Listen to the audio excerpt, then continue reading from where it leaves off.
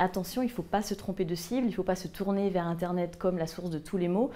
Aujourd'hui, il y a d'autres manières de lutter contre le terrorisme que de criminaliser les gens qui vont visiter des sites potentiellement dangereux. La simple consultation d'un site ne veut pas dire qu'on adhère aux propos de ce site, ça ne veut pas dire non plus qu'on est prêt à passer à l'acte. Et surtout aujourd'hui, par exemple pour les journalistes d'investigation, pour les chercheurs qui travaillent sur ces questions-là, ça veut dire qu'ils ne pourront plus faire leur travail. Si on commence à mettre en place cette surveillance généralisée ou en tout cas un filtrage relativement large, on va inciter les pédophiles, on va inciter les terroristes à encore plus dissimuler leurs traces et à ce moment-là, ce sera encore plus difficile de les suivre en ligne. Donc attention à ne pas faire dans la surenchère et de ne pas prendre des mesures qui seraient finalement contre-productives pour le travail de terrain finalement des forces de l'ordre.